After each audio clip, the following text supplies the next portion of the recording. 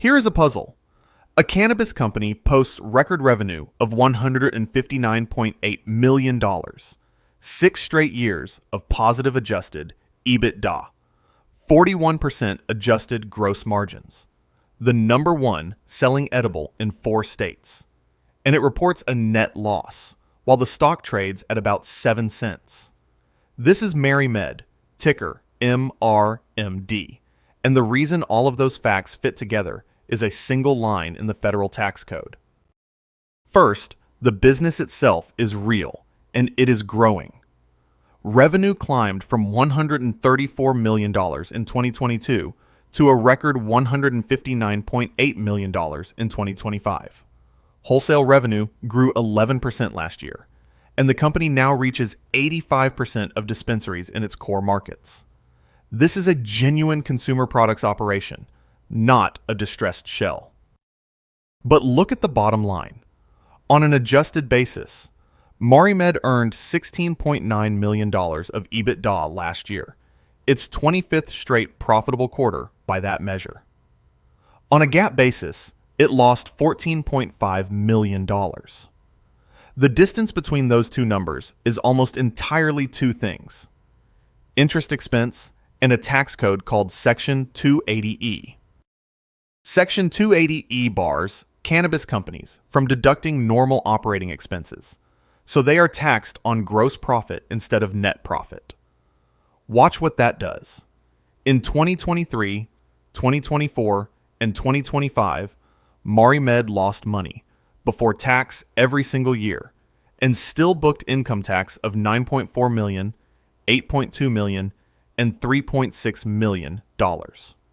That is $21 million of tax on $21 million of pre-tax losses. And the footnote is starker still. The Section 280E adjustment by itself added more than $10 million to last year's tax. And here's the part almost nobody talks about.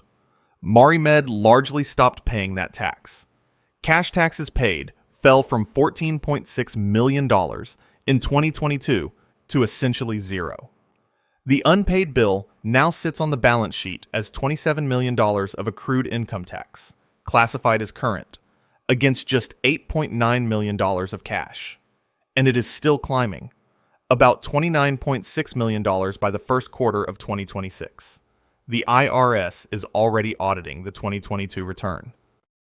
The operating trend is the other half of the story, and we will be honest about it. Operating income fell from $20.4 million in 2022 to a $2.8 million operating loss in 2025, as price compression and the cost of opening new adult use markets squeezed a thin margin model. So this is not only a tax problem. Part of it is operating. Even so, the cash tells a better story than the loss. MariMed generated $7.7 million of operating cash flow and roughly $6.5 million of free cash flow last year on just over $1 million of capital spending. The catch, and we will say it plainly, is that the positive cash flow is helped by simply not paying the tax it is booking. And before the catalyst, one risk that turns out to be smaller than it looks: the debt. MariMed carries about $79 million of debt, but it is long dated. Only $2.6 million comes due this year, and roughly 75% of it, about $57 million, matures after 2030, anchored by a 10-year mortgage on real estate the company owns. After a recent refinancing, the weighted average maturity is about 4.6 years. So the real near-term question here is not refinancing. It is that $30 million tax bill. So what happens when the switch flips? Here's the nuance most coverage gets wrong. The rescheduling that took effect in April 2026 lifted Section 280E for medical income only. But MariMed is about 80% adult use. Only 1 in 5 retail dollars is medical, so today's relief barely touches it. And the company has not even booked that medical benefit yet. It should first show up in the second quarter numbers. MariMed needs the broad order.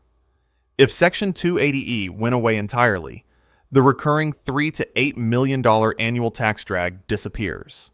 Free cash flow could roughly double, and that $30 million liability could be written back instead of paid.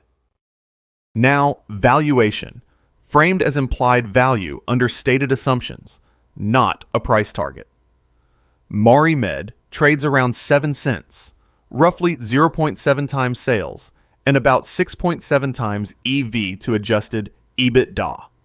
Normalize the tax, and that same EBITDA deserves a consumer products multiple.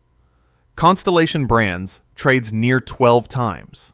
Put 10 to 14 times on MariMed's $16.9 million of EBITDA, and enterprise value runs $169 to $237 million versus about $113 million today. Net of debt, that is an equity worth 3 to 5 times today's price, because the equity is a thin sliver on top of the debt. That leverage cuts both ways. There is one more angle. At an enterprise value of about $113 million, with durable brands and positive EBITDA, MariMed is a cheap, clean acquisition target for a larger operator filling out the Midwest and Northeast, or a consumer brand that wants an instant edibles franchise. With the debt and the tax overhang, it is a target, not a buyer. So here is the framework. Bull and bear, no recommendation. The bull case, a 25-quarter profitable brand house, generating cash, trading at 0.7 times sales, with real leverage to a broad rescheduling and an obvious buyout at $113 million. The bear case, an 80% adult use operator that the medical-only relief barely helps, carrying nearly $30 million of unpaid tax under IRS audit, with falling operating income and tight liquidity. Same company, two very different outcomes, and the broad switch decides which. This entire analysis was built using RoboSystems, an open-source platform that gives you direct access to structured SEC filing data for every public company. Revenue, earnings, balance sheet, cash flow, segment breakdowns, all queryable, all from the original XBRL filings. You can set up the same tools I just used in about 5 minutes. Head to robosystems.ai to get started. Link in the description.